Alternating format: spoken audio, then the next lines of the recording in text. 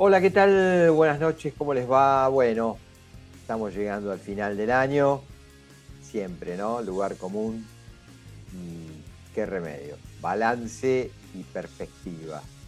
Un año muy intenso, muy dificultoso, sobre todo para la economía cotidiana, ¿no? De todos nosotros los viandantes, los ciudadanos de a pie, las ciudadanas de a pie.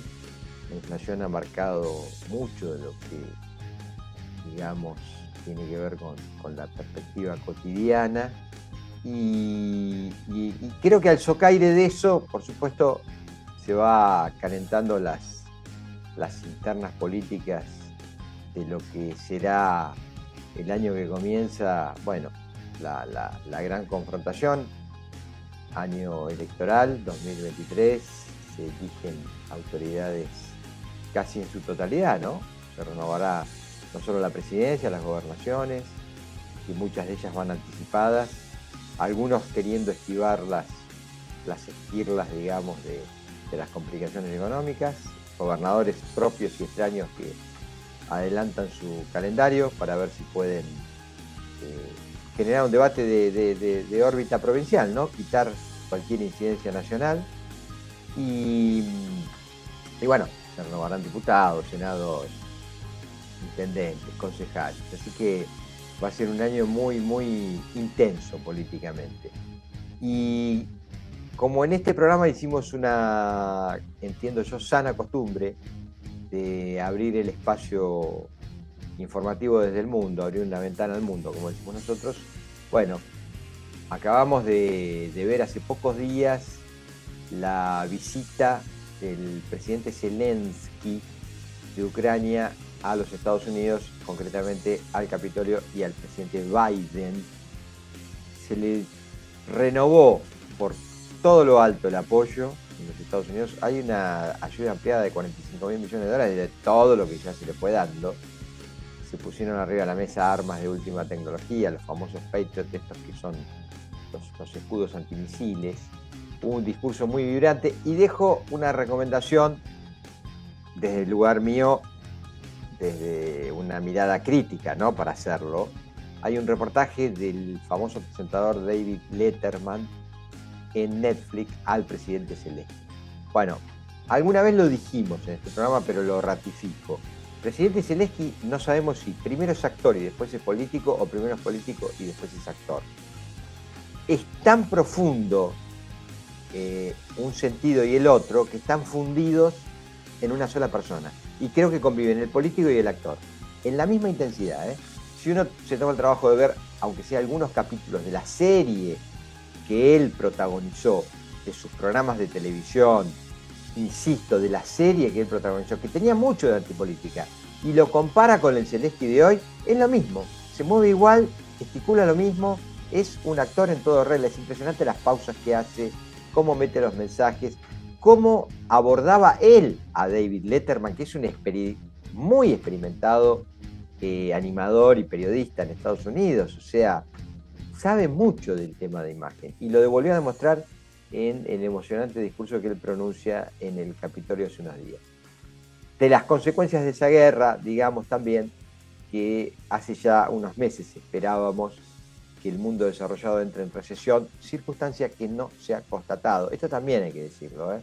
Es decir, empezamos a asumir todos, uno se guía por los analistas que más le gusta, que le parece que le generan más confianza, por lo menos los que yo veía y leía, y creo que nos pasó a todos lo mismo, para septiembre, octubre tendría que haber, digamos, no digo estallado, pero surgido una recesión muy grande en el primer mundo que no se ha constatado como tal, salvo algunas excepciones.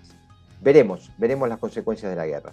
Y, por supuesto, veremos las consecuencias de nuestras, comillas, guerras políticas. En un minuto, aquí en Contragolpe con Rodrigo Esteves. Ya estamos.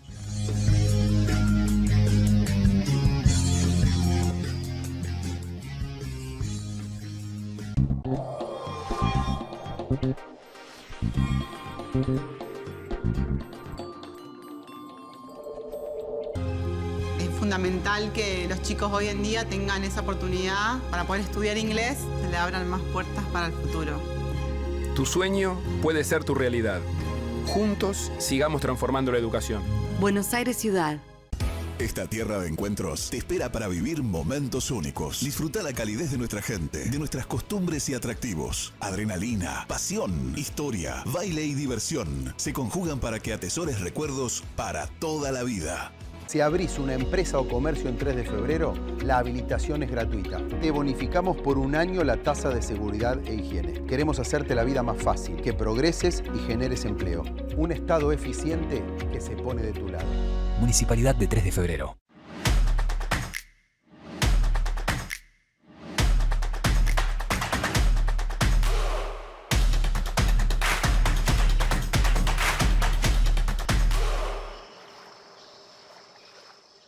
Convivir es cuidarnos. Legislatura de la Ciudad Autónoma de Buenos Aires. Primavera es sinónimo de transformación. Pasamos del "nos quedamos en casa" al "nos quedamos un ratito más afuera". Transformamos nuestra energía para volver a disfrutar cada experiencia. San Juan, renueva tu energía. En el Ciudad sabemos que podés preferir pagar con la tarjeta o con el celu, pero sobre todo que querés seguir disfrutando de lo que más te gusta. Por eso, con las tarjetas del Ciudad tenés descuento los 7 días de la semana en supermercados, combustibles, restaurantes y mucho más. En el Ciudad tenés todos los descuentos. Pedí tu tarjeta online. Vení al Ciudad. Entra al banco que te banca.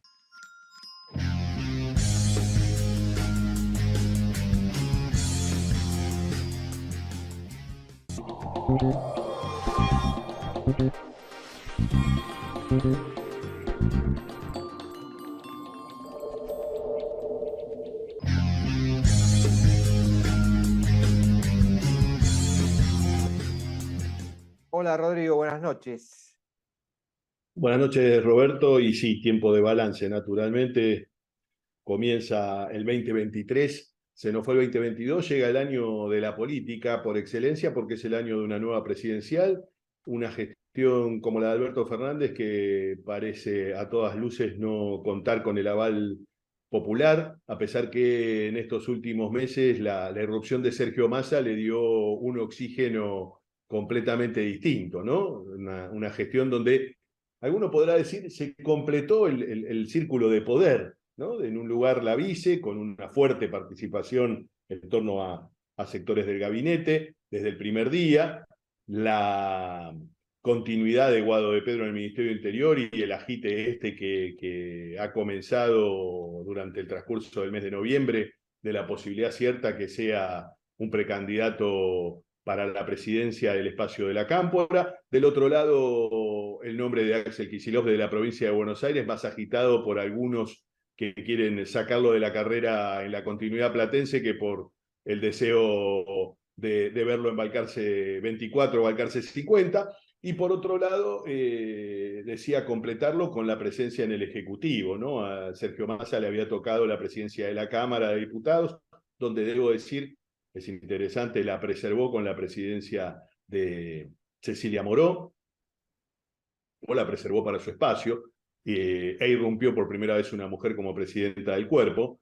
Y por otro lado, Sergio Massa incorporado al gabinete con esta idea del superministro que nunca llegó, porque en definitiva tampoco fue un superministro, pero con números que hacia el final de año, si bien bajaron en la actividad industrial, números complejos en la actividad industrial porque hubo alguna pequeña caída, hacia final de año también le dieron un guiño con otra caída, ¿no? La caída de los números inflacionarios que habían sido, por cierto, muy duros en los primeros meses de la gestión de Sergio Massa. Ojalá esto siga así, como siempre decimos en este programa. No vivimos en Alaska, vivimos en la República Argentina y ansiamos que la inflación nos dé un respiro. Un año, decíamos, donde la política tendrá que transitarlo con mucha actividad. Vos bien adelantabas que los gobernadores intentan, en muchos casos, despegarse de este turno electoral presidencial, de modo tal de preservar sus pequeños condados con reelecciones o con candidaturas amalgamadas en sus espacios,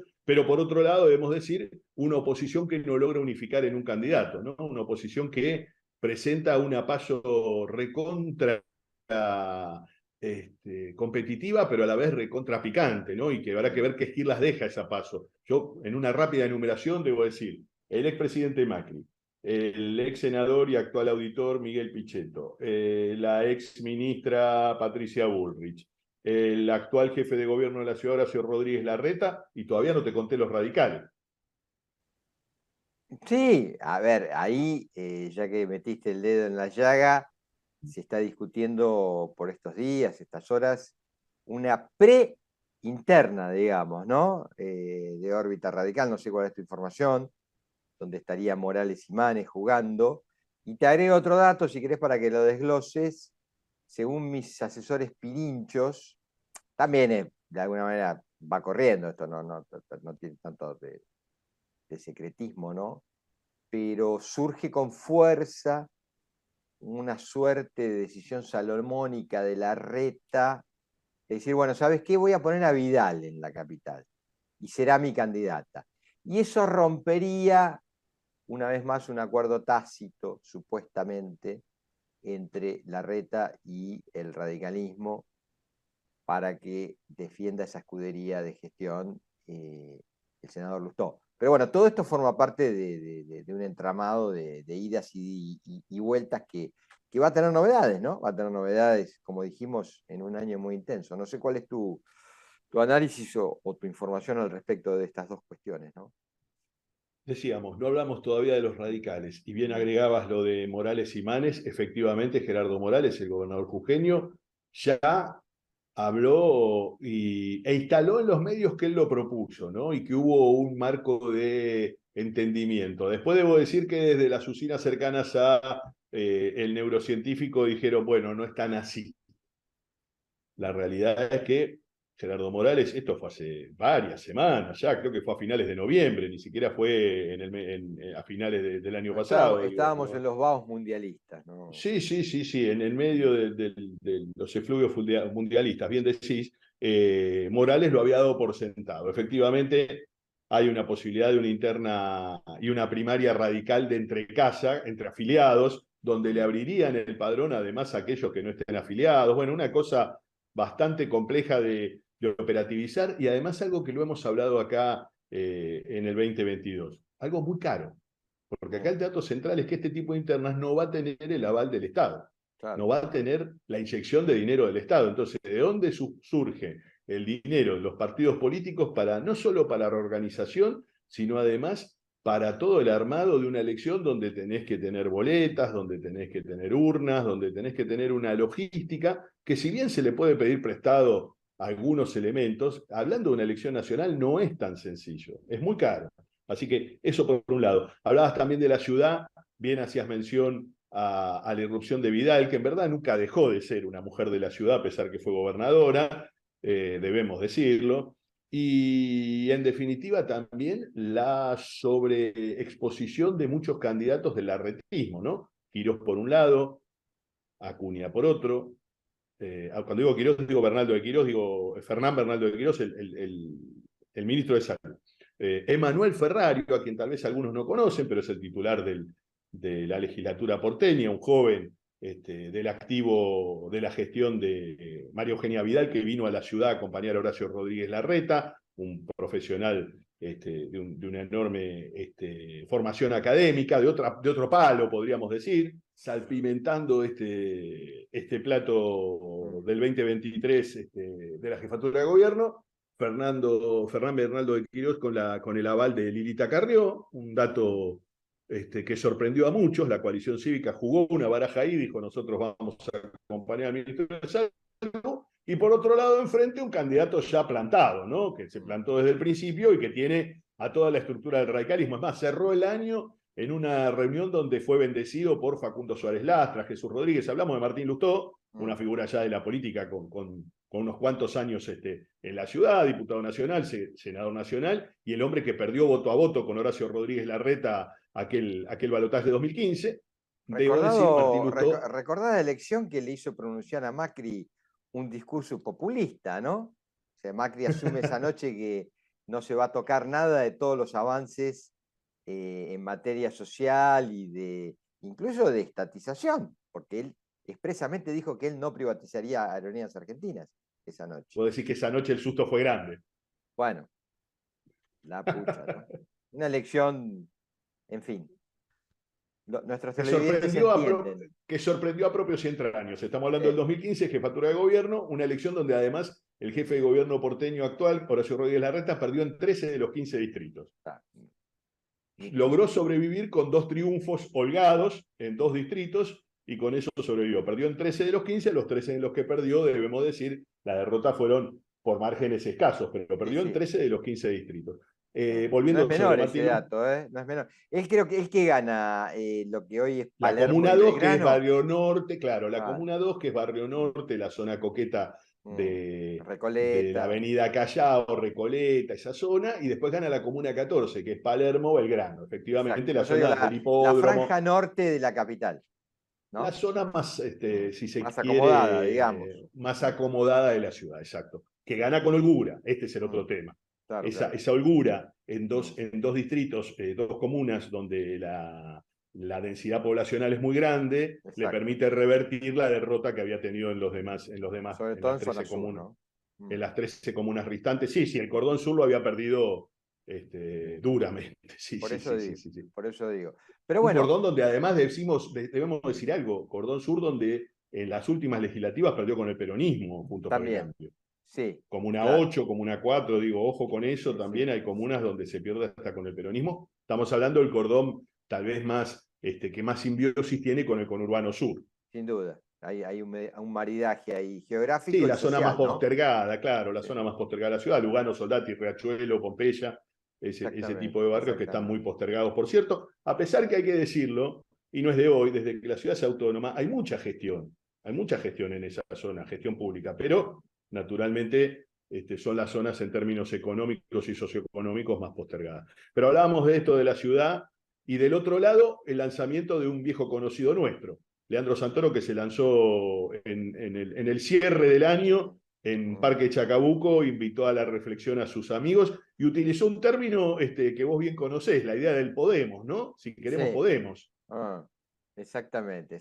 Bueno, parece ser que, según dicen las siempre cuestionadas encuestas, es la figura del espacio protoperonista, por decirlo de alguna manera, que mejor mide.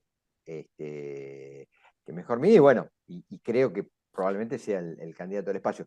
Pero no quiero alejarme ya del escenario nacional, que al final será como la gran pelea, y aportar esta reflexión desde algún lugar, ¿no?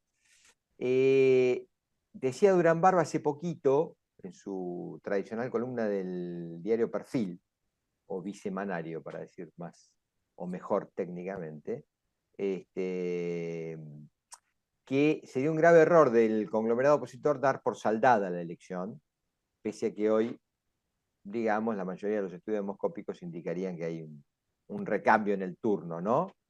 Porque dice que enfrente, bueno, está el peronismo, y yo agregaría otra cosa.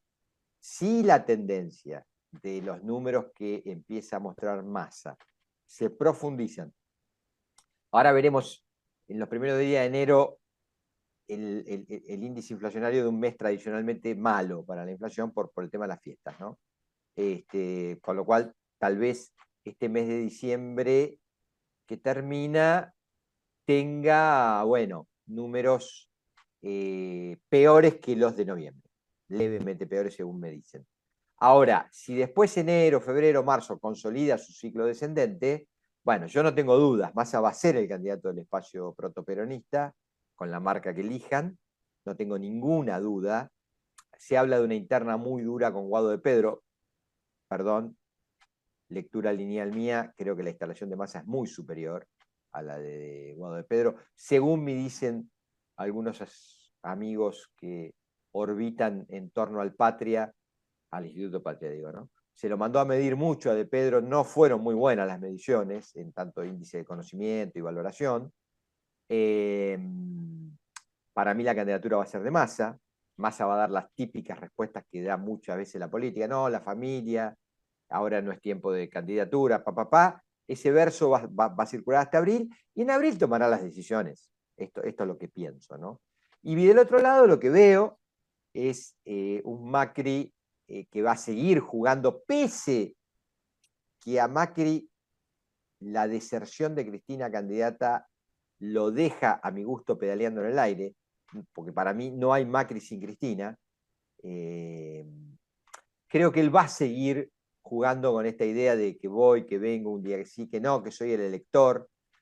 Todos sabemos que hay cumbres en Cumelén, ahí en el sur, en un famoso country del sur argentino, de enorme belleza natural, donde seguramente eso será una peregrinación, como en su día lo fue el Calafate, como en su día fue la Rosadita en Anillaco. Habrá una peregrinación allí a discutir cuestiones, pero se va a jugar eso y finalmente, bueno, veremos aquel viejo choque de planetas entre las dos versiones que tendrá, a mi gusto, ese espacio opositor, probablemente una encabezada con Larreta y un vice radical y otro con Bullrich. Veremos si con otro acompañante de origen radical o el siempre pivoteante Javier Milei, ¿no? Que ya que estamos en check and balance, lo vimos en un auténtico sub y baja en el 22. Un crecimiento furioso que nosotros trabajamos y analizamos mucho, una caída a partir de una serie de declaraciones desafortunadas y algunos dicen un cierto resurgir. Pero digo que eso también va a orbitar, y voy cerrando este análisis, en el mundo opositor, porque creo que a ese conglomerado se le genera un efecto espejo en relación a lo que le pasó al peronismo en el 15. Creo que lo dijimos a esto en algún programa. El problema del peronismo en el 15, más allá de los desgastes de tantos años de gestión, es que fue dividido porque Massa le chupó mucho voto. Massa fue una candidatura en el 15 de 20 puntos, 22 puntos, igual que Felipe Solá en la provincia de Buenos Aires. Ese problema creo que hoy lo tiene con Javier Milei el conglomerado opositor, que tal vez la PASO lo ordene, o no. Porque si Milei queda muy competitivo en la PASO, anda a bajarlo, ¿no? O que la gente entienda tan rápido que lo tiene que bajar. Pero bueno, esta es un poco mi mirada de las grandes líneas 23, ¿no? 2023. Sí, ahí en lo que tiene que ver con el armado del conglomerado del oficialismo, me da la sensación que suscribo. Massa tiene además el guiño de muchos de los gobernadores que naturalmente van a transitar durante el año electoral el Palacio de Hacienda. Es decir, no hay manera que no pasen por Irigoyen 250 a tocar el timbre y a pedir un poco de oxígeno, y por lo tanto cada una de esas reuniones seguramente serán capitalizadas por el Sergio Massa, que resolverá si efectivamente los números de la inflación le permiten ser el precandidato que él ya siente que es por la relación que tiene con el fondo. Acá algo que es no menor: cómo quedó presa la gestión de gobierno de su relación con el fondo. Y cuando digo su relación con el fondo, no es precisamente la del gobierno, que fue un gobierno que durante mucho tiempo se encargó de hablar del fondo en malos términos, sino precisamente de la relación que Sergio Massa tiene con el Fondo Monetario Internacional, con las terminales en Washington. Acá seguramente un mal trago para la Cámpora, un mal trago para la discursiva seguramente también de muchos de los integrantes del Patria, del entorno de la propia vicepresidente, que durante el transcurso del año que nos dejó ya dejó en claro que no quiere ser candidata, y entiendo que cumplirá su palabra. Ya es una mujer con muchísima experiencia política, que sabe que ese tipo de anuncios no se pueden hacer si no se van a cumplir. Por lo tanto, me da la sensación que Sergio Massa sí tiene una ventaja. Del otro lado, Guado de Pedro, y un viaje complejo, que es el viaje de las víctimas de la tragedia, ¿no? A Carlos Zanini le fue muy mal en 2015. El candidato, aquí lo hemos hablado durante el año que nos dejó, Zanini fue el primer candidato al Ejecutivo que había transitado la tragedia de mal modo, ¿no? Un tipo que había estado preso en tiempos de dictadura, si bien no tenía militancia en el peronismo en aquellos años, venía del maoísmo, de lo que era el chinoísmo, el PCR. De ahí viene el sobrenombre de chino, no por su rasgo chino, de... Zanini, no por su estética, es verdad, no claro, por su condición estética, correcto. Sí, buen punto. Y también su exilio en Santa Cruz, porque en definitiva también un poco funcionaba, esa ida a la Patagonia funcionaba con una especie de lugar anónimo y desértico, donde la vida de aquellos viejos militantes, donde en Córdoba estaban mucho más sobreexigidos o mucho más visibles, se hacía un poco, si se quiere, más anónima y a la vez más transitable, ¿no? En una vida que además debemos decir, entre la Córdoba de los 70 y los 80 y la Santa Cruz de los 70 y los 80 había un abismo, ¿no? En términos culturales y al no haber redes, digo, la cosa era muy distinta. Era toda una toma de decisión viajar a Santa Cruz y mudarse a Santa Cruz. Pero Zanini lo hizo, sin embargo, en 2015 le fue muy mal. Y habrá que ver ahora a Guado de Pedro, que sería el candidato de la tragedia del lado de los hijos, ¿no? Nuestro primer candidato de la tragedia del lado de los hijos. Hablo de candidatos competitivos, sé que seguramente si hay algún atento televidente va a decir la izquierda ha tenido candidatos en ese sentido. Sí, es verdad. Alejandra Barri es una de las sobrevivientes y es legisladora porteña. No lo dudo, lo que sucede es que son candidatos, estamos hablando de los competitivos y al ejecutivo. Estamos hablando en esta cancha, ¿no? Digo, habrá que ver y habrá que medir, porque en definitiva también es una oportunidad que tiene la sociedad de decir sí o no a estos hombres que en definitiva representan parte de una grieta argentina que es una grieta donde el peronismo en esta etapa, en la etapa del kirchnerismo, del cristianismo, se montó y mucho en estos últimos 20 años, ¿no? Digo, habrá que ver eso más a del otro lado, ¿no? Más a otro perfil, más a un joven militante de la UCD, al igual que Amado Vudú, al igual que Ricardo Echegaray. Massa es un candidato del establishment, digo, exhibe sus credenciales con la embajada, exhibe sus credenciales con el Fondo Monetario, exhibe sus credenciales con el conglomerado denominado poder fáctico empresarial, otro candidato totalmente distinto, que hay que ver cómo marida con la decisión de Cristina de apoyarlo, ¿no? Digo, en tanto se supone que eso sea un solo espacio, un lugar común. Pero bueno, es todos los intríngulis que nos depara, yo te diría, Rodrigo, de acá a abril, que es donde finalmente, porque al final, si la memoria no me traiciona, habrá que escribir candidaturas en junio, entiendo yo, para llegar a agosto legalmente habilitado. Sí, partiendo de la premisa que la intentona de Sandar y de desmadrezar quedó apiada. Sí, por lo tanto, vamos a paso. Era el gran guiño que Juntos por el Cambio interpretaba que necesitaba. Las PASO tal vez ordenen ese voto opositor probablemente, pero es muy bueno lo que vos planteás. ¿A dónde llega Milei, no? ¿Y hasta cuándo va Milei y hasta dónde va Milei, no? Bueno, lo iremos trabajando en el curso de este 23 que está por iniciarse. Señores, nos tenemos que ir. Desde mi lugar, te cedo después a vos la palabra para despedir. Un feliz año, lo mejor para todos las argentinas y los argentinos. Y bueno, ojalá haya prendas comunes. Los famosos comunes denominadores del alfonsinismo aparezcan alguna vez. Es mi deseo. Un fuerte abrazo. Gran año para todos, sí, claro que sí, un año en paz y un año en el cual vamos a cumplir 40 años de democracia. No es poco la alternancia, no es poco que no haya vetos, que no haya proscripciones. La Argentina tuvo tránsitos muy complejos en su vida institucional y este tiempo me parece que con todas sus deudas es un tiempo próspero. Chau, hasta el próximo contragolpe.